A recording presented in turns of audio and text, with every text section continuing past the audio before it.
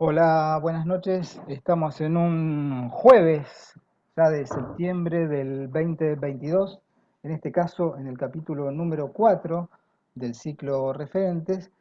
Y en este caso un personaje muy especial que nos atiende desde Nueva York, en Estados Unidos, que es Pablo Aslan, contrabajista de jazz, de tango, compositor, arreglador. Buenas tardes para vos, ¿cómo estás? Buenas tardes, muy bien. Un gusto Buenas noches para conocerte, vos, entiendo. un gusto conocerte. Igualmente, bueno, gustazo, realmente. Pablo es un contrabajista y bajista argentino que hace muchos años vive en Estados Unidos y desarrolló su larga carrera allá, siendo un importante referente del contrabajo, específicamente quizás del tango, y después nos va a contar qué otras cosas ha hecho. La primera cosa que siempre tocamos en estas charlas es cómo empezó la historia musical tuya, Pablo, es decir, ¿hay algún referente familiar, algún disco, algún instrumento que llegó a tu casa? ¿Cómo es ese primer contacto con la música? Mm. Mira, yo tengo una relación así física, emocional con la música de muy chico. Soy de esos chicos que siempre se movían cuando habían discos y pedía los discos de Twist, desde muy chiquitito y qué sé yo. Y me acuerdo en alguna fiesta de cumpleaños vino un tecladista y me quedé sacándole fotos a las manos del teclado. O sea, tenía una fascinación. Yo creo que lo más y las colecciones, mis hijos tenían algunos buenos discos, escuchaban más o menos buena música en casa. Creo que una de las primeras conexiones fueron culturales a través de amigos. Cuando estábamos terminando la primaria, vino Sui Generis a tocar a la escuela. Wow. Sui Generis, que acababa de publicar Vida.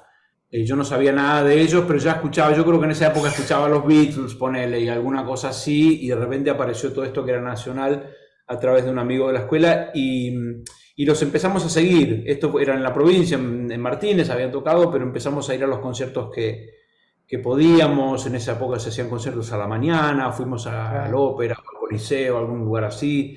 Ujú. Charlie vino a tocar al Colegio Marín, qué sé yo. Y de ahí empezamos a escuchar otros grupos, y entonces la música pasó a ser una cosa cultural. Estoy hablando de los años 70 Sí. justamente, antes y después del golpe. Ujú.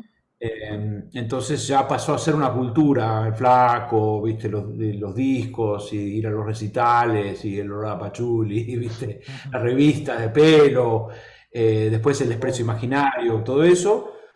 Y en algún momento me puse a escuchar más seriamente, se editaban algunos discos, empecé a escuchar jazz, escuchaba rock progresivo, en una época de ver quién tenía qué disco para ir a la casa a escucharlo, viste. Siempre como melómano, digamos esto. Mucho de melómeno, sí, sí, mucho de melómeno. Y en algún momento, sí, hoy sí, en la escuela aprendimos muchísimo de las grandes canciones del folclore y qué sé yo. O sea, siempre ahí sí, tenés razón, siempre como melómano. Y cuando entro al secundario, yo tenía un amigo que tenía una batería y otro que tenía una guitarra, y dice, bueno, vos comprate el bajo y vamos a armar el grupo. Qué Y bueno. empecé con el bajo eléctrico, sí, sí. Mira. Este, y fui rebotando de maestro en maestro, pero no, viste, no. Y tuve algunas experiencias. Yo era de agarrar los avisos clasificados de la Pelo, del Expreso Imaginario, y me iba a Avellaneda, totalmente del otro lado de la ciudad, a tocar unas sesiones y qué sé yo, pero nunca tuve la suerte de estar en un grupo. Me acuerdo que la primera vez que tuve un ensayo estaba contentísimo porque tenía que ir a ensayar y era Ujú. como. Así que le fui tomando el gusto, pero no tuve una gran cantidad de oportunidades. En un momento me topo con la idea de ir a Estados Unidos, porque tenía un vecino que tenía un catálogo de una escuela de música de Berkeley, Ujú. y, y me agarró algo, viste, me agarró como más. Y yo creo que para ese entonces tenía como un gusto bastante sofisticado, pero es cierto, no tenía nunca me metí en el conservatorio, siempre saltaba en un momento estudié guitarra, en otro momento estudié piano, qué sé yo. ¿Y bajo llegaste a estudiar en forma particular Y con alguien? sí, bajo tenía el muchacho que me vendió el bajo en Dayam, fue mi profesor mucho tiempo, Luis Alberto Garimaldi, que no era conocido. En algún momento tomé 2 clases con Alejandro Correa, 4 clases con Machi. Viste, fui saltando. Jorge Alfano en un momento cuando me puse a Jorge tocar el contrabajo. Alfano. Sí. Jorge Alfano ponía avisos en el clasificado del Expreso, entonces caí con Jorge. Y en un momento, bueno, un momento económico en la Argentina donde ir a estudiar afuera era posible, el momento de la plata dulce, Sí, es como una especie de uno a uno de los años 70. sí. Y me había, la curiosidad que me había dado el catálogo de Berkeley y un poco la seriedad, qué sé yo, a Jorge Alfano me presentó a Gabriel Senanes, Mm, que fue mi profesor desde ese entonces, y con todo ese armamento, mis viejos me pagaron un curso en Berkeley de verano, de un par de meses. bien. Y ahí fue un poco, bueno, ir a Estados Unidos, yo ya había viajado, pero, viste, sentir la cultura, sentir la libertad, viste, de estar en la calle, la gente A qué edad en la tuya calle. fue eso? ¿A qué edad tuya fue eso? 17, Ah, 17, muy ya joven, empezando, muy 16, joven, 17 años. Sí, muy chiquito.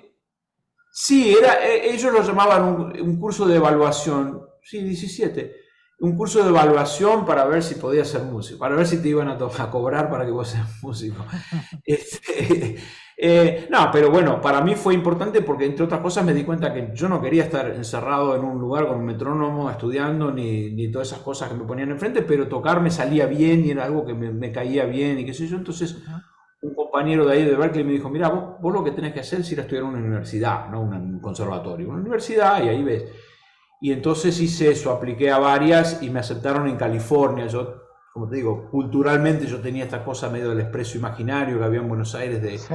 del underground y yo me consideraba hippie y caí en un lugar súper hippie donde por haber estudiado justamente con Gabriel y haber adelantado un poco, caí en segundo año de la carrera de música y despegué, porque además enseguida yo no tocaba el contrabajo, pero me llevé uno de Buenos Aires y lo aprendí a tocar ahí y a los 2 o 3 años ya estaba en las orquestas, viste como el viejo chiste de los bajistas que se aprenden las cuerdas al aire y ya están laburando.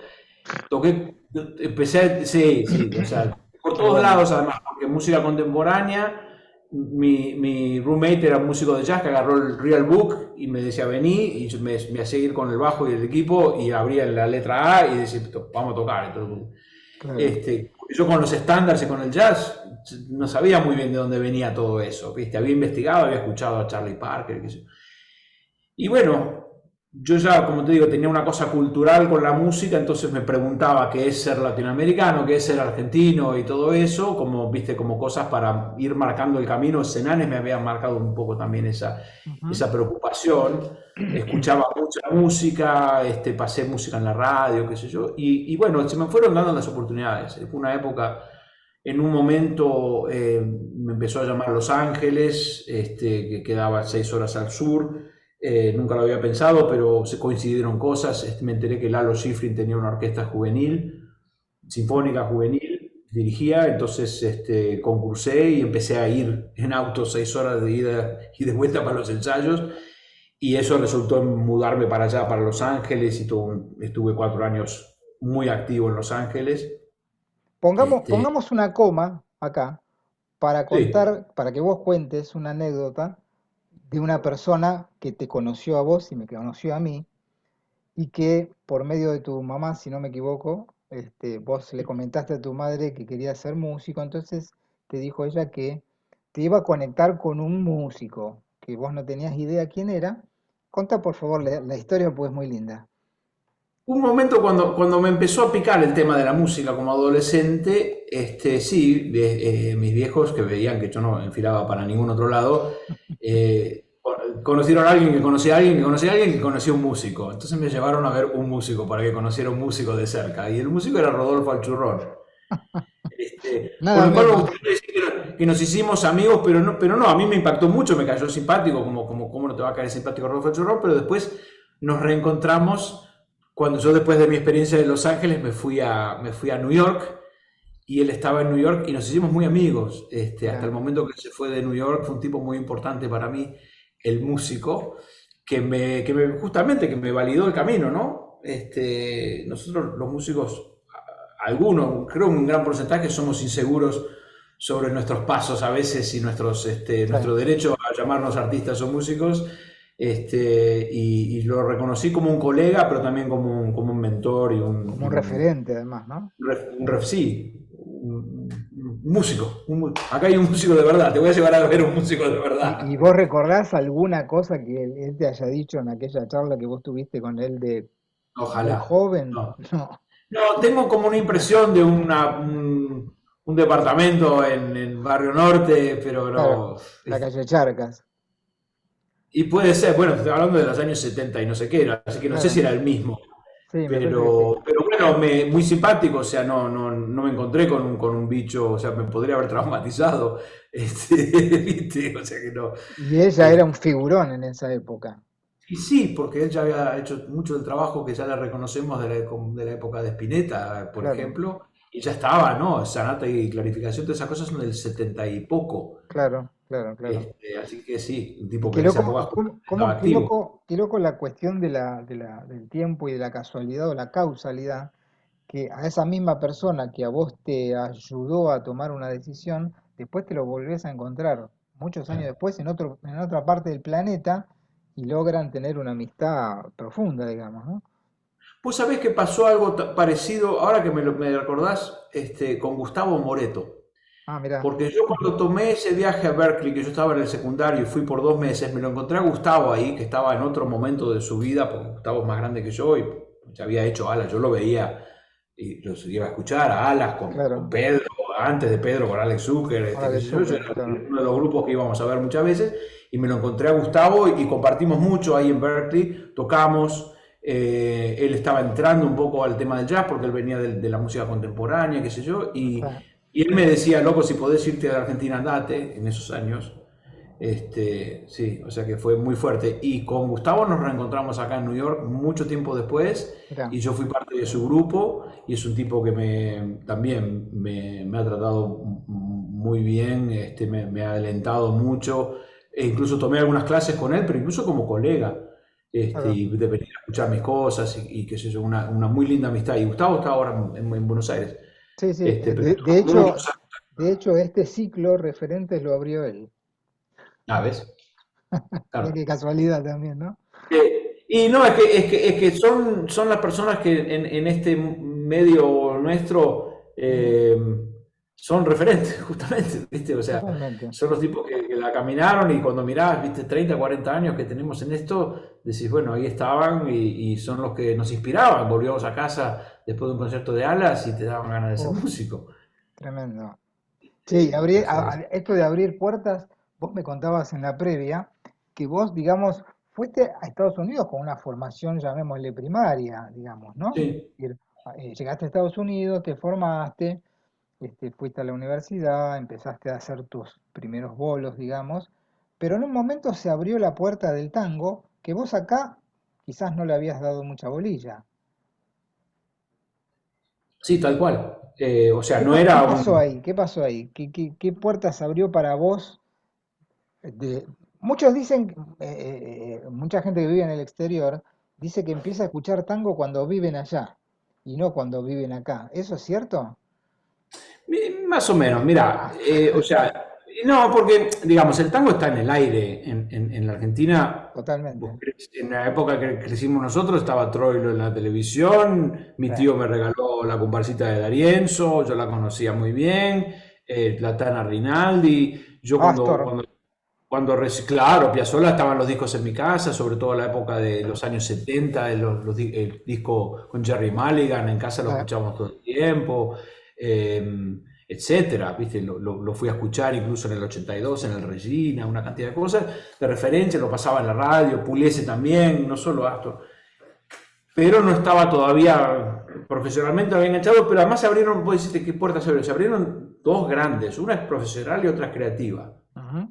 Y la mezcla y todas las posibles combinaciones, digamos, porque cuando yo me encuentro realmente con el tango, yo siempre me acuerdo que en los primeros años en la universidad, así precario como yo era, pese a que aprendí rápido, digamos, el departamento de ópera en un momento de la universidad me pidieron que arregle unos tangos para un concierto, y yo nunca no tenía serio idea, y sin embargo me acuerdo, ¿viste?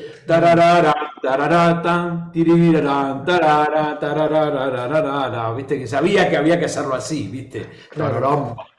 tiririrararara, pom, pom, pom, pom, tiririrararara, y esas cosas Ya lo las tenías en la oreja, claro. claro, claro, exacto, exacto. Claro. Entonces, en un momento viviendo ya en Los Ángeles y siendo ya músico de orquesta y una cantidad de cosas, entro a un salón de un hotel donde yo estaba tocando en el piso de arriba en un show y abajo había un trío de tango con un contrabajista vestido de smoking y cantidad de gente bailando. Año 86, Los Ángeles, en Hollywood Boulevard, de película, de Hotel Roosevelt. Y dije, ahí tengo que estar yo, porque además yo olía al laburo también. Ahí Claro. había, digo, acá hay un bajista que, un rubio, digo, no pertenece, ahí tengo que estar yo, que soy argentino y que me gusta el tango.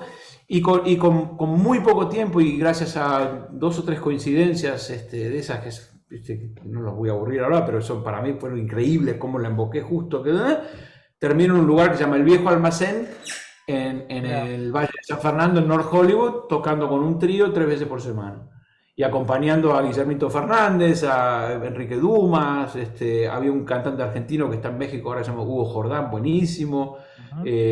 Horacio Deval, o sea, tocando tango, aprendí Quejas de Bandoneón el primer día que estuve ahí, Canaro en París, me aprendí la variación, todo, todo, todo, para la pileta. Yo tocaba la sinfónica, yo tocaba el contrabajo, ahora no sabía nada, si había que tocar pizzicato, arco, pero me agarró mal, ¿viste? O sea, me puse a escuchar todas las orquestas, a aprenderme todos los tangos, a leer todos los libros. Me agarró un poco lo que yo siento que hace el músico de jazz con el jazz. Vos no tocás jazz sin saber Coleman Hawkins, Claro. sin haber transcrito a Louis Armstrong, etcétera, etcétera, etcétera, etcétera. Y dije, bueno, si esto para mí es en serio, yo quiero saber la diferencia entre Troilo y Sarli y Pugliese y cuando Claro. me piden el tango tal, necesito saberlo, etcétera, etcétera. Y, y ahí, bueno, y tuve la suerte de que además siempre pasé había laburo, o sea, de esta situación del viejo almacén, apareció después Pepe Mota, que es un músico súper Muy profesional, importante. que llegó a Los Ángeles a trabajar de productor para una compañía discográfica mexicana, y que cuando se enteró que había un bajista de esos que llevan el bajo al hombro, que se sabía todos los tangos y los tocaba con el arco, qué sé yo, me dijo, vení. Y nos pusimos a laburar y consiguió un boliche para tocar 3 veces por semana, pero después íbamos y veníamos para todos lados. Y en un momento yo estaba también en la universidad, tocaba en la Sinfónica, estaba con Lalo Schifrin, grabé, laburo, fue un momento increíble y estudiando al mismo tiempo. Y en un momento me saca una beca para ir a New York, unos meses, una beca muy especial para un músico para ir a New York.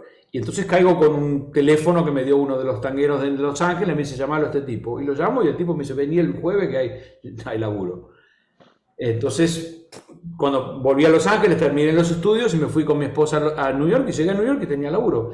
Estábamos tocando en las Qué, milongas y qué- además un cantante dominicanos, toda la cosa de shows y qué sé yo. Y ahí lo conocí a Raúl Jaurena, que otra cosa muy especial. Raúl, 20 años mayor que yo, músico uruguayo, músico de César Sagnoli, un tipo con mucha experiencia, ya venía de los años 60, qué sé yo. Y enganchamos porque él tenía toda la pasta tanguera y yo me puse a organizar y a buscar laburos y enganchar y esto y lo otro, porque tenía un grupo y le dimos. Llegamos en el año 90, lo conocí en el 88 cuando viajé de Los Ángeles y después en el 90 llegamos justo y armamos el kiosco que duró 2 décadas. De ahí salió todo, o qué sea, de tiempo. ahí salió de Pablo Ziegler, de Omar, todo las grandes cosas que me han pasado salió de que laburábamos todo el tiempo, que él era muy bueno, él era muy improvisador también, muy parrillero, Ujú. entonces me abrió la cabeza para seguir con el tema de explorar el tema del tango y el jazz. En un momento teníamos un pianista que tocaba en las milongas con nosotros, que es Ethan Iverson, que ahora es un pianista de jazz súper conocido. En Sí. ese momento vio un cartelito que pusimos nosotros que buscábamos pianista, porque teníamos tanto laburo que no encontrábamos con quién. Y él se transformó para mí, después de 5 o 6 años de trabajar con él, se transformó en el comodín para hacer esto de tango y jazz. Un pibe que tocaba conmigo las milongas todos los fines de semana y después yo le ponía un lead sheet con algún tango y vamos a improvisar. Y puse saxofonista, baterista, hice todas unas cosas. Entonces se abrieron varias puertas, ¿viste? Porque la parte Muchas, creativa claro. Y hay una que quiero mencionar nomás porque es una historia para mí muy importante que es, rebobinando Los Ángeles, es cuando Dale. apareció Dino Saluzzi. Porque Dino apareció en un momento que yo estaba en un instituto que dirigía la parte de jazz, Charlie Hayden. Y Charlie era uno de los héroes que yo amaba su música. Quizás cuando hablé de los primeros discos que escuchaba tendría que haber puesto los discos, que incluso algunos publicados en Argentina, había un disco de dúos. Muchos Sí, bajistas de mi generación nos impactó mucho. Imagínate, Charlie con Dino Saluzzi, improvisando dúos. tremendo. Los vi varias veces porque estuvieron como una semana ahí yo y los llevaba a todos lados y los escuché. Me quedé con un cassette de una de esas cosas. Y eso me cambió la sinapsis, o sea, realmente me ordenó, y eso fue antes de conseguir laburo de músico de tango. O sea, eso fue como la explosión, la fiebre, digamos, va para ahí, y a los pocos meses toda esta situación de haber encontrado el laburo de tango. Entonces, cuando llego a New York, ya tenía tres años de experiencia y de machacar todo eso, y ya era músico formado, estaba en la Sinfónica, así que yo, y lo que hablábamos hace un rato, no fui a New York a tocar bebop, ni No, fui a tocar música afrocubana, ni brasileña, ni clásica, sino que fui a tocar tango. En un momento donde Piazzolla todavía estaba vivo, donde acababa de pasar tango argentino, recién llegaban los segundos shows, un momento fantástico, en los 90 había un claro. laburo. Ay, me hiciste acordar un concierto que yo fui a ver de Dino acá, que tocaba el hijo de Dino y Mark Johnson. Mirá. Tremendo. Claro, bueno, yo me quedé con las ganas de tener esa función con Dino, de que algún día Dino me convoque y decir, bueno, el Charlie Hayden criollo. O sea, medio como, de alguna manera, así medio abstractamente, mi concepto de bajo es esperar el llamado de Dino y mientras tanto prepararme. Todavía lo estoy esperando, Dino. Dino, vos ves el Está, show de Maxi. Todavía te estoy esperando desde Los Ángeles en el 85 te espero. le vamos a mandar un mensaje, le vamos a mandar un mensaje para que Pero te llame. o sea, eso, tener la oreja de Charlie, conocer, tener los recursos del tanguero, qué sé yo, y tener la sensibilidad que tiene Dino, ¿viste? Porque hasta el Sí. día de hoy lo escucho, sobre todo esas cosas que hace él solo o en dúo, justamente, donde él se suelta y se va, ¿viste? Hay un sello en la manera de tocarle Charlie Hayden, que yo lo descubrí mucho con el disco ese que grabó con Pat, Beyond the Missouri Sky, y para mí es una de las joyas más El del dúo, increíbles. decís. Sí, sí, es tremendo ese disco. Y después he visto en YouTube videos de ellos dos tocando en vivo. Es una cosa espeluznante esa música. Esos dos tipitos ahí tocando. Y Hayden no era un virtuoso del instrumento, era un gran músico. Sí, sí, sí. No, era Mirá. medio folclórico en su manera de tocar. Lo que pasa que el otro músico que a mí me impacta mucho es Ornette Coleman. Ah, Mucho. claro, y tocó con él Emocionalmente también. hay algo ahí que todavía no lo tengo incluso resuelto porque es difícil tocar con la gente con ese concepto. Me ha costado, incluso me ha costado que la gente piense que no sé tocar, de buscarla por otro lado, ¿viste? De no ser tan pivopero y como yo no fui a Berkeley al final, Claro. yo digo, para mí va para allá. Y mucha gente, no, no, pero para mí va para allá. Y lo escuchás a Ornette y va mucho más para allá de lo que yo incluso me animo a ir. Y lo confirmé hace relativamente poco, lo fui a escuchar a Ornette bueno, justo antes que se muriera, y me siguió impactando de una manera que solamente el tango y algo del flamenco, ¿viste? Camarón, Ornette y Piazzolla, ¿viste? Cómo Haydn usaba el silencio era muy interesante, ¿no? Sí, claro, el Cómo amaba espacio, el espacio. Viste que a sí, veces uno habla con colegas que, que, que, que, digamos, ven en los bajistas virtuosos a grandes músicos. Y yo, la verdad que nunca me gustaron, imagínate a la edad que tengo menos todavía. Veo a grandes malabaristas, sí, está buenísimo. sí. Pero a mí como músico prefiero Swallow, prefiero Haydn, prefiero otro Pero es la tipo de función del bajista. instrumento. Mira, yo tengo una anécdota que a mí me impactó mucho. Un momento cuando todavía era estudiante, una semana que yo había estudiado poco, pero me tocaba ir a tocar yo laburaba bastante ya con tríos de jazz, iba a tocar con un trío de jazz, con un baterista de New York, un afroamericano, y un vibrafonista en un hotel.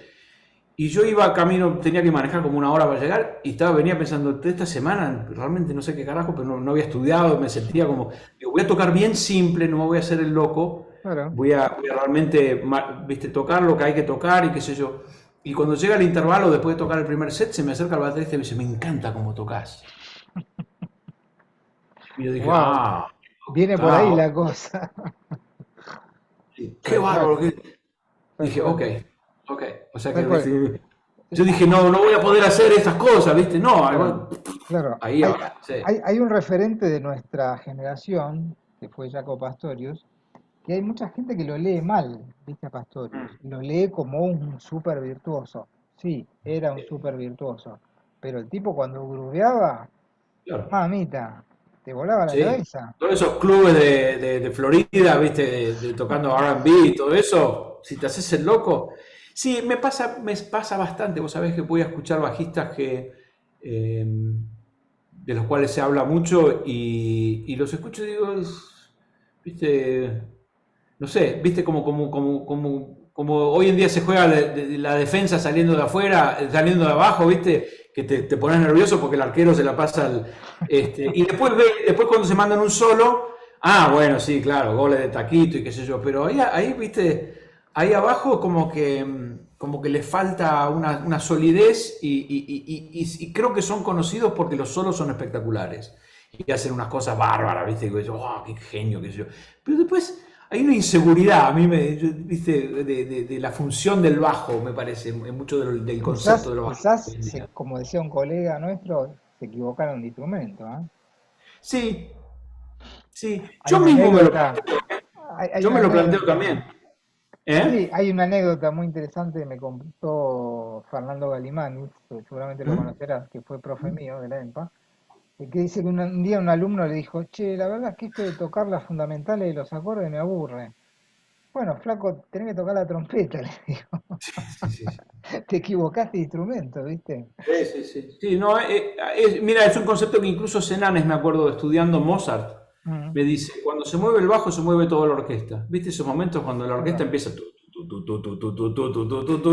y ahí hay una inestabilidad? Entonces, si vos estás tocando mucho, la orquesta va a estar inestable, ¿viste? No, Vos la parás ahí. Y además es algo que se refuerza todo el día. Estuve en Brasil hace unos años y escuché Sergio Barroso, uno de los grandes bajistas de Bossa Nova, y el tipo toca blancas. O sea, el nada tipo con más. dos notas dos notas por compás, te dice todo lo que necesitas. O Sabés que sea, me llamó mucho la atención que vos lo debes conocer, Michael Lage, el bajista de Snarky Puppy, compositor y ajá. arreglador, que yo decía, claro, el tipo este toca muy poco, te diría, pero todo su potencial lo pone en la escritura y en los arreglos que el tipo hace, que son buenísimos. Ahora, vos lo escuchás y no toca tanto, digamos, ni siquiera hace solos, hace muy pocos solos. Su función es bien de bajista, como decís vos, y está buenísimo. Sí, es un poco músico para músico, ¿viste? Porque haces la diferencia. Cuando vas a tocar a un grupo y estás ahí donde tenés que estar, es una nota en un momento muy preciso lo que te toca hacer. Tal No, cual. las otras 11 no sirven, un poco antes y un poco después no sirve. Es una nota, es peligroso y hay que tener mucha Total, seguridad totalmente. y si das un paso en falso no es tira, ¿viste? No es una apoyatura, se cae el cimiento. Entonces los músicos lo notan. A mí me pasa muchas veces que digo, ¿qué hice? Qué Claro, barro, ¿qué hice? Yo hice lo que tenía que claro, hacer. claro, claro. Sí, ¿Qué harán los volviendo, demás? Que cuando vas y haces lo que hay que hacer, te dicen, claro, qué bien que tal cual. sonar. Volviendo un poco a tu historia, estaría bueno conocer un poco cómo empieza tu carrera ya como solista, digamos, o como compositor, ya de una música propia, digamos, ¿no? Saliendo de lo que era el laburo, de lo que vos contabas de las milongas y todo eso, tus discos, ¿no? Tan importantes. ¿Cuándo empieza todo eso? Un poco paralelo, cuando yo llegué a New York ya había hecho un concierto había puesto un saxo y había empezado con el tema del tango jazz y caí, además del contacto de tango, caí con un contacto de una gente del todo el tema de improvisación libre, medio free, downtown se llamaba en esa época, y caí con un contacto y enseguida me convocaron una big band de improvisación con señas y todo ese Ah, tipo de cosas. Tocábamos en el Knitting Factory, o sea, estaba en un circuito completamente distinto Y de ahí fui reclutando músicos y experimentando con cosas. Y en un momento, uno de los saxofonistas del grupo, Thomas Chapin, me dice: che, qué buena idea esto que vos decís del tango y el jazz, y que yo vamos a hacerlo. Y tenía este pianista que te digo que lo habíamos conseguido, que era también un pianista de jazz, y llamé varias cosas y empecé a escribir mis propios arreglos para que la gente improvise, escribí algunas composiciones. Pero como yo venía también de Charlie Haden y todo eso, no quería escribir todo, quería que se improvise Claro, mucho. claro, Entonces me pasé mucho tiempo haciendo cosas, lo que se podía, lo cual era bueno porque todos eran buenos músicos, ¿viste? claro. Grabamos en un momento, armé un grupo que se llamó Avantango. Empezó como un sexteto, aparecieron varias fechas, incluso agarré algunas fechas que el grupo de tango no podía hacer y les metí esto de jazz tango, aproveché que había mucha actividad y grabamos, terminamos siendo un trío. En un momento me deshice de la batería, no pudo venir el baterista y me di cuenta que la batería me está entorpeciendo el concepto, ¿viste? Había una Mirá, cosa artística que estábamos buscando, claro. yo tocaba bastante, quería encontrar más lugar, más ritmo, más swing y qué sé yo. Y grabamos un disco que se terminó editando en Argentina en el 98, Mirá. que es cuando empecé a conocer gente que escuchó el disco y nos hicimos amigos, como Adrián Yáñez, que lo conocí Ajá. enseguida, y gente que me conoce, incluso Soya me ha dicho que ese disco se ha escuchado mucho y me lo han dicho, que es un disco un poco bastante este, conocido en cierto ambiente. Tuve esa época y en un momento, bueno, varias cosas pasaron, me puse a escribir un poco. Armé un grupo con Diego Urcola, Andrés Boyarsky, o sea, músicos argentinos en New York, Darío Eskenazi en un momento. Eh, y en otro momento, un poco más adelante, como 10 años más tarde, viajo a la Argentina y estamos ahí un año. Y ahí conocí a Pipi Piazzolla, lo Ajá. terminé de conocer a Gustavo Bergali, a quien lo había conocido en Europa y en Estados Unidos, pero empecé a tocar con él. Conocí a Abel Rogantín, en realidad Abel cayó medio de rebote porque yo estaba buscando pianista y los primeros dos que convoqué no podían y por suerte ligué a Abel, que es un A tipo ver, muy, muy especial entonces armé un grupo y Jorge Retamosa y después se fueron agregando gente, pero me di cuenta que con esos músicos mi concepto de libertad, libertad e independencia, como decía Lelutier, funcionaba porque tenían las referencias que yo necesitaba que no tenían los músicos de New York. ¿cómo, ¿Viste? Entonces, cómo fue educar a músicos americanos? No en el tema de la improvisación, sino en el tema del idioma. ¿Cómo y fue bueno, ese, lo que pasa ese es que, laburo? mira, por un lado, les deseas de que se pongan a escuchar a Goyeneche, porque es lo mejor que pueden hacer para, ¿viste? Para entender lo que estás tratando de hacer, o que escuchen Claro, a Piazzolla, qué sé yo, te das cuenta que, ok, hasta cierto punto sí. Yo les expliqué los conceptos rítmicos, el marcato, la síncopa, como te digo, el pianista de toda esta experiencia tocaba las milongas, o sea, ajá, tocaba Don Juan Rodríguez Peña, 9 de julio, Malena, ¿entendés? Y cuando terminábamos, hacíamos tres entradas, entre cada entrada y entrada se escuchaba tandas de Caló, el tipo se subía y tocaba los solos de Agostino, ¿viste? Tocábamos el choclo, improvisábamos mucho. Ese era mi comodín. Entonces, claro, cuando yo armé los grupos, estaba siempre él en el piano, y si no, tenía problemas. Entonces, eso que se acomodaba como yo tocaba y que cambiábamos el tempo, o sea, habíamos desarrollado lo que siempre pasa cuando trabajas con buenos músicos, 4 años, 5 años, ¿viste? Varias veces por semana. claro. Eh, entonces ahí estaba esa cuota ahí, un músico muy especial, Ethan. Y a los demás les expliqué también el tema del fraseo, el tema ¿no? de adelantar y atrasar, y esas cosas de cantar. El pulso fluctuante y todo eso, ¿no? El pulso fluctuante mientras no me molestaba, por eso me jodían los bateristas, ¿viste? Porque no me permitían, claro, no me permitían frasear con el tiempo. Ahora Claro, sí, porque Pipi, sí, finalmente, cuando apliqué toda esa experiencia de explicárselo a varios bateristas de todo, japoneses, americanos, de todo lo que hubo, sí, incluso las experiencias tocando con Pablo Ziegler, cuando tratamos, el estilo de él es un poco más peazolesco, más sí, derecho, pero igual, cuando estoy ese año en Buenos Aires que empiezo a trabajar con Pipi y le explico estas cosas, Pipi a mí arrancó. me encanta decir que a Pipi le enseñé todo yo, ¿viste? Pero creo que fui el primero, cronológicamente, creo que fui el primero que le dio, lo mismo a varios de ellos me parece, que les dio ese terreno de decir, mirá, Se hacé puede, la tuya, se puede. hacé la tuya, yo no te lo voy a escribir. Ni claro. te puedo explicar. A Abel no le expliqué nada, a Gustavo menos. Con Pipi No, nos pusimos, me acuerdo que nos juntamos un par de veces y le dije, mira, este es el marcato, esta es la síncopa, el 3-3-2 lo conoces desde que sos chico, estos son los patrones que podés hacer, yo lo había sacado de Di Sarli, de qué sé yo, escribí unos patrones, ese patrón que va en el medio, ¿viste? Entre el pulso y la melodía, ese tic, tic, tic, tic, tic, tic, tic, tic, sí, tic, tic, esas cosas, yo había escrito varios, tenía una hojita, le digo, mira, yo voy a hacer un marcato y vos experimentá con todo esto. Y bueno, y después Pipi es Pipi y lo agarró, y después empezamos a grabar. Pero el problema que yo tenía en Estados Unidos era que yo en un momento me di cuenta, no puedo decirle no hagas eso. claro. O sea, vos tratás de decir, hace esto y además hacelo con espontaneidad. O sea, no podés. Entonces, en un momento, me acuerdo incluso con el disco que terminamos grabando con Ethan y Thomas, de habérselo mostrado a Senanes, lo Ah, mismo que te decía hace un rato. Che, ¿qué te parece esto? Porque además es improvisado, o sea, que no es que una partitura a la cual yo le puse 6 meses de no, goma y lápiz, sino que es una cosa que se improvisó. Teníamos de tocar mucho, hicimos lo que hubo que hacer, que es, hicimos un ciclo varias veces y qué sé yo, que es como se hacen las cosas. Pero tenía esa duda y ese primer disco de Avantango con los músicos americanos es un disco es bastante tanguero en realidad, porque me parece que teníamos algo de improvisación muy desenfrenada y esta cosa que tenía con el pianista. Pero no es arrabalero, digamos. Pero en un claro. momento me dejé preocupar, digo, esto es buena música, me siento muy cómodo, estoy haciendo lo mío. Ahora, Este, una pregunta, Pablo.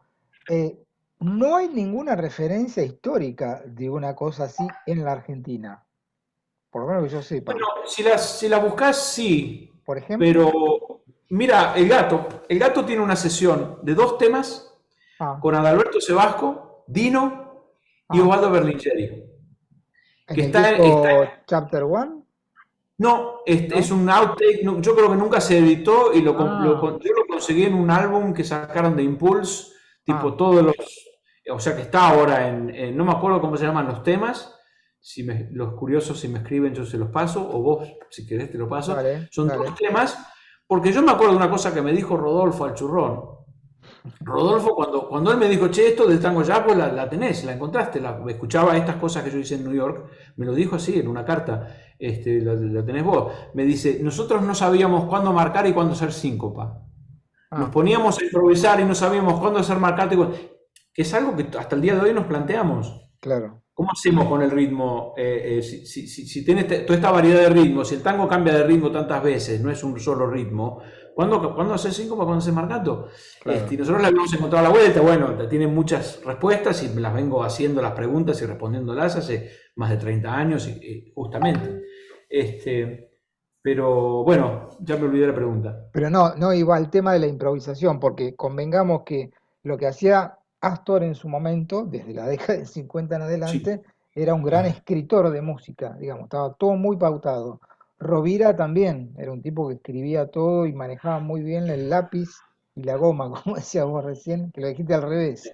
Me parece que tuvo Sí, la goma y el lápiz. la Para goma y que el se ponga lápiz, orgulloso mi profesor. me parece que es un buen concepto, pero digamos, la improvisación, como vos la estás planteando, en una improvisación, llamémosla espontánea, dentro del género del tango, no había, no había No, mucho, es no había cierto. Bueno, por eso experimentado. te digo lo de Dino. Lo que pasa que yo separo, o sea, incluso yo hice todo un ciclo con Pablo Ziegler que se llamaba Tango Meets Jazz. Y el Ujú, concepto de la generación de Pablo, digamos, para separarme un poquito de edad y un poco de mentalidad, porque yo soy un poco más rockero y un poco más moderno, claro, es 16 compases, 32 compases, donde todos hacen la base y el solista hace un solo. Esa es la claro, improvisación. Pero en el claro. jazz no es así. Vos sabés, el baterista está improvisando su parte. Vos no le decís pangalán acá y acá hace y acá hace un relleno acá. El baterista vos le decís medium swing o no le decís nada y toca, el pianista tampoco, el bajista Y tampoco, escuchá, el solista encima de eso, pero hay una interacción y hay una cosa así. Yo me refiero a eso. Es más complicado, ¿viste? Que no es tocarte un solo. Después de tocar Los no, Mareados, la segunda vuelta, que lo hicimos mucho con Jaurena en las milongas, hacíamos eso. Tocábamos un tango tipo Don Juan y la segunda vuelta, en vez de ser la melodía de Don Juan, ya era un solo del pianista. O sea, yo aprendí mucho en esa, fue una experimentación bárbara. Este, pero vos te armás tu parte, entonces vos tenés una responsabilidad, bueno, a vos no te estoy diciendo nada que no sepas, tenés una responsabilidad de aportar lo tuyo, entonces no es espontáneo del todo, porque como yo te dije, yo estaba esperando que me llamara Dino, preparándome, ¿qué quiere decir? Manejando bien el instrumento, robándole a todos los bajistas que podía, transcribiendo no sé qué, no sé cuánto, lo que hace el músico de jazz.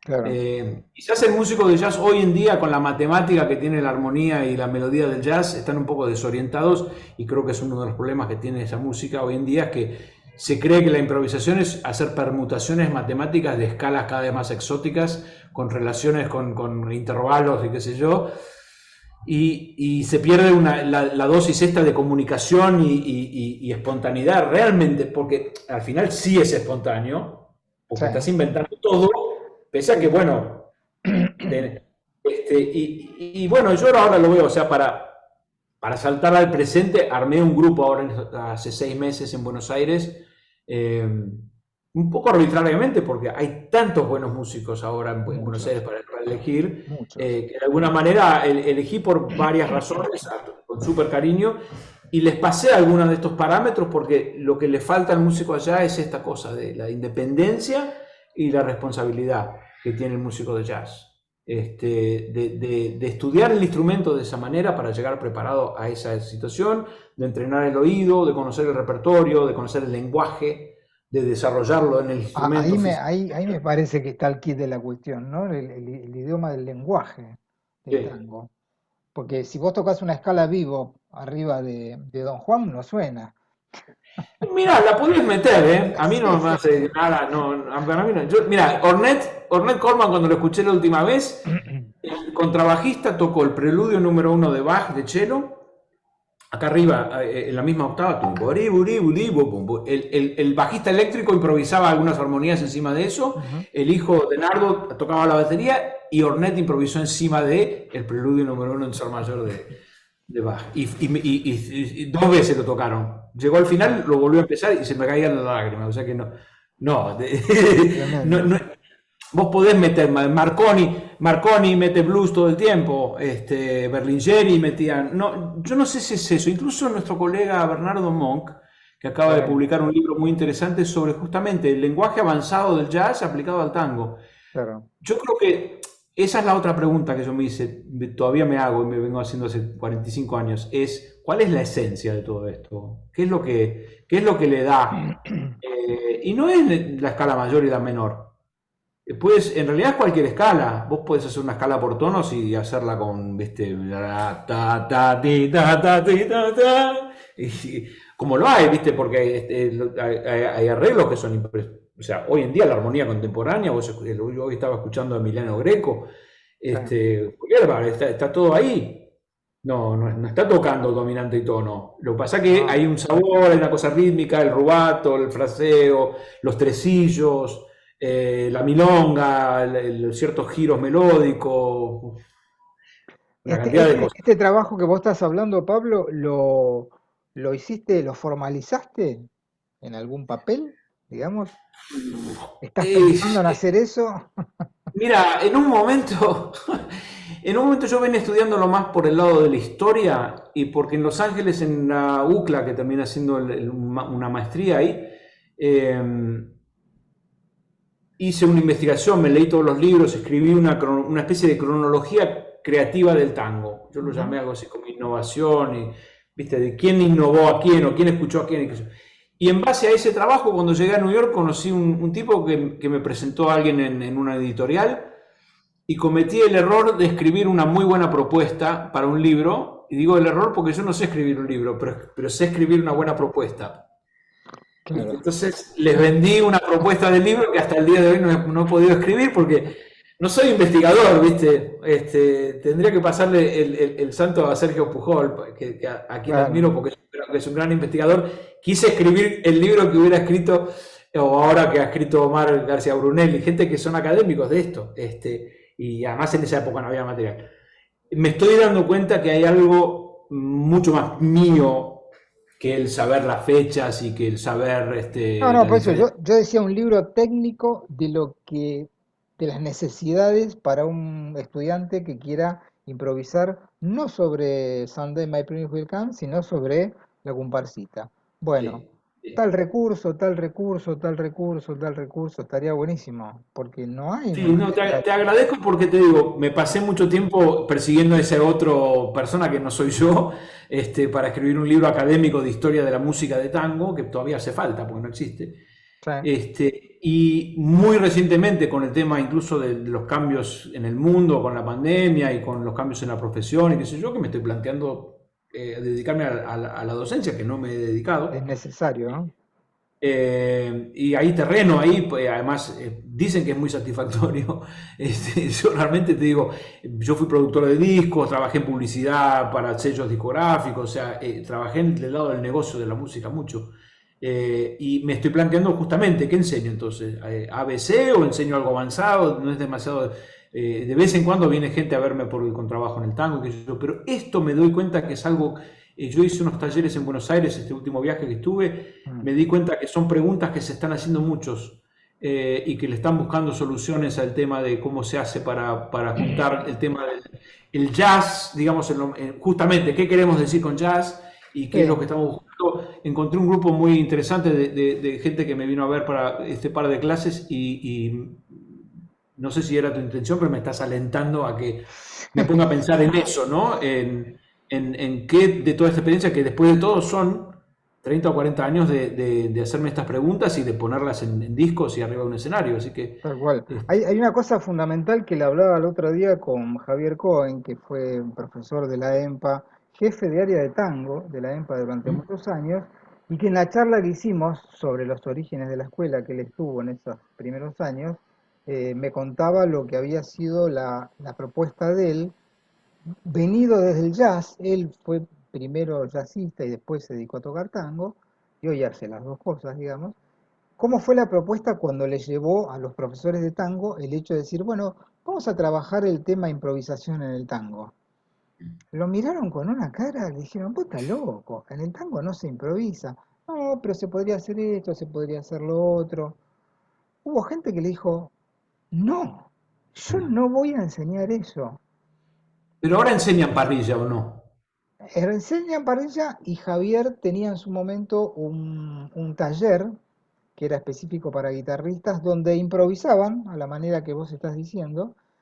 Bernardo creo que lo está haciendo también en la escuela, Ujú. de abrir un campo ahí donde los más jóvenes me parece que ahí están más receptivos. La gente más grande ya lo da Mira, por es muerto, muy digamos. importante. Sí, mira, primero que nada, la palabra improvisar es una mala palabra en nuestro lenguaje. Son unos improvisados. Al final improvisaron todo, no tenían nada planeado. ¿Viste? Cuando vas a un evento, Sí, sí, sí, te sí. improvisaron, no tenían nada preparado, te improvisaron, ¿no? O sea que la parrilla también. La Claro. parrilla, viste, una parrilla inmunda, he oído alguna vez, lo hicieron a la parrilla, bueno, hubo que hacerlo a la parrilla, bueno, ese lo hacemos a la parrilla, y bueno, ¿qué le vamos a hacer? Etcétera, etcétera. Sí, sí, son Entonces, palabras de mala estofa, digamos. sí, ahora, por otro lado, yo me acuerdo una cosa que me dijo Mederos una vez que yo lo entrevisté para este libro que nunca hice. Ah, Me dijo que él aprendió realmente a tocar tango en un momento que estaba tocando en un boliche de taxistas, que paraban los taxistas a cantar unos tangos y los tenía que acompañar. Y se aprendió todo el repertorio y que le parece muy importante ese entrenamiento. Y me parece que es así. claro, Tenés que saberte los tangos. Vos no podés tocar música brasilera sin saberte los temas de Jobim. No podés tocar jazz sin saberte. Te hacen pasar vergüenza si vas con el Real Book, ¿viste? Si vos vas a una claro. sesión acá en New York con un Real Book y no te quieren ver. Te O sea, echan. los tenés que tener memorizados en todos los tonos, ni te van a decir qué tema es, tenés que darte cuenta por los acordes sustitutos que toca el pianista. Y en el tango es lo mismo, loco, si no sabes tocar sur, no sabes tocar el choclo, no sabes la tercera sección de la comparsita, qué sé yo, bueno, ok. Entonces Claro. empecemos por ahí como tangueros, tocar a la parrilla, saberse los tangos, saberse los tangos de Caro, saberse las cosas. Después está el tema de la improvisación, porque entonces también sí, tenés que saberte, si sos pianista tenés que conocer a Berlingeri, a Salgán, a Goñi, a Pablo Ziegler, etcétera, Todo. etcétera, etcétera, para tener todos esos recursos para vos.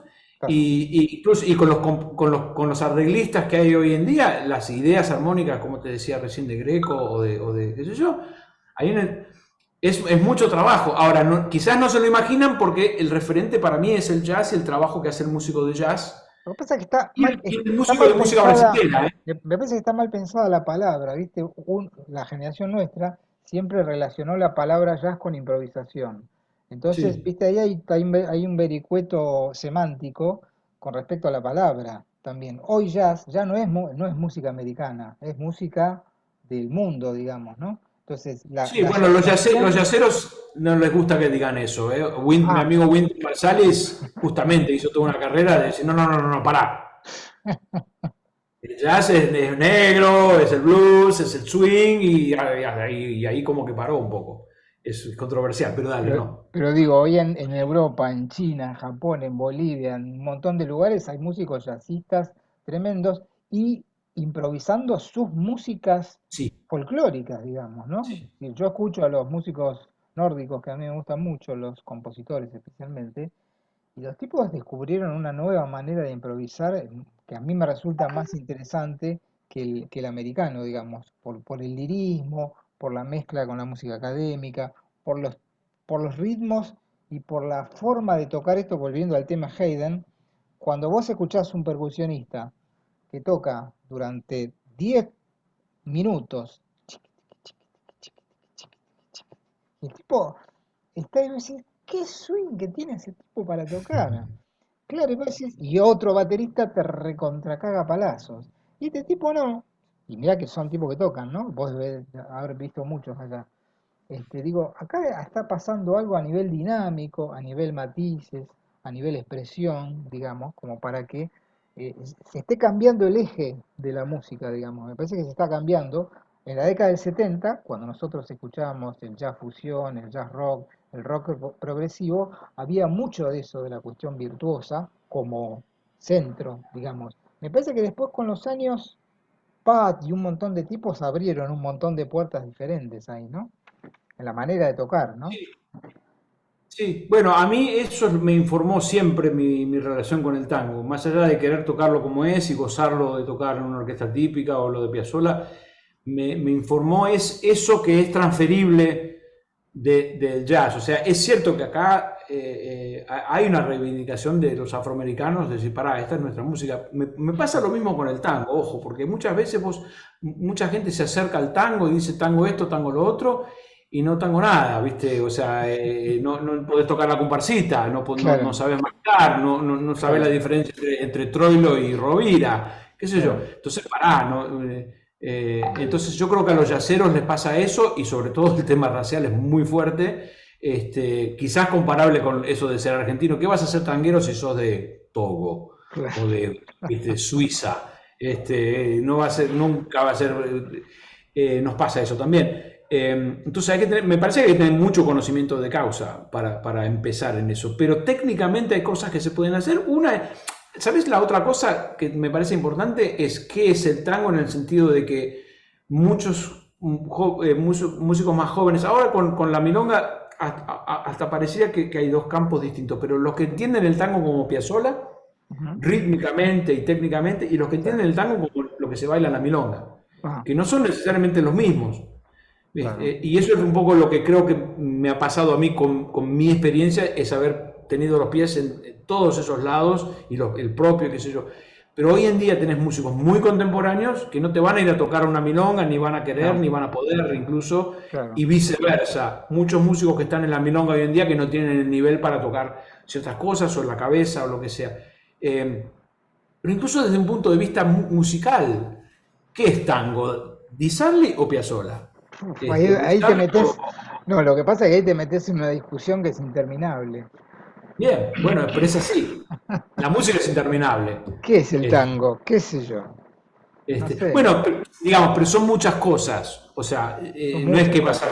vas a resumirlo en una, digamos, pero ¿cuáles son el tango? Y justamente, o sea, estábamos en uno de estos talleres que di, estábamos trabajando con el baterista y me dice, "Y lo que pasa es que yo me pongo a hacer un marcato y me suena medio cafón. Y digo, y busca, ingeniátelas para que no te suene cafón, Claro, buscarle una fíjate, manera, fíjate, claro. cambiarle algo, viste, castigar un platillo, viste, cambiar, viste, cuando escuchás una orquesta de tango y te hacen un marcato, no, es genial. la gente baila, o sea, todo el mundo baila. Vos escuchás un marcato de la orquesta de Troilo, de la orquesta de Di Sarli, de la orquesta de D'Arienzo, la orquesta, etcétera, Mm, etcétera. Y es una música bárbara y la gente la baila con una sensualidad tremenda. Y bueno, si vos no podés tocar así, bueno, el problema no lo tiene el tango, lo tenés vos. Entonces, tal cual. hay que saber, hay que manchar, hay que quererlo. Lo hablamos mucho con Jabrena esto, mucha gente se acerca al tango por cuestiones profesionales, en el exterior más todavía. Claro, Es como decir que los argentinos todos jugamos al fútbol, y no. no, Quizás en un pueblito en Noruega se crean que vos sos Maradona, pero andás a jugar acá en la Panamericana y no te dejan ni entrar. Y entonces me parece que con el tango es lo mismo, por eso te decía que yo siempre tuve el ojo en Buenos Aires y decir cuál entender. Para mí es una gran alegría lo que está pasando, porque está claro. lleno de música, jóvenes y de Jóvenes, todo, sí, sí, sí, sí. Está bueno. hombres, mujeres, LGBT, todo, ¿viste? Me Todo está parece buenísimo. fantástico.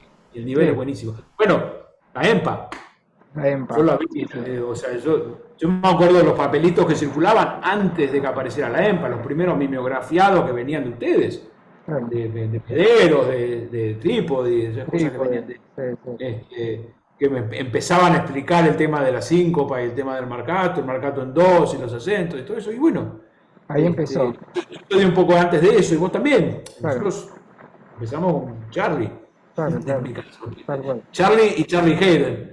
Los dos. Claro. Che, Pablo, terminamos, nos quedamos sin tiempo. Ha Y yo, sido un placer enorme tenerte, porque además la charla fue muy rica y fue tocando distintos temas, distintas épocas tuyas desde el comienzo, así que fue un placer tenerte. bueno, muchas gracias. Los invito a todos los que les interesan estas cosas que me busquen. Yo no soy difícil de encontrar en las redes. Y te agradezco mucho, Maxi. Para mí es un gran honor ser parte de esta serie, realmente, ya te lo dije. Dale, te agradezco mucho. Esto ha Bien, sido el capítulo número 4 de Referentes, en este caso desde Nueva York, Pablo Aslan. Pablo, un abrazo grande. gracias. Chao, chao.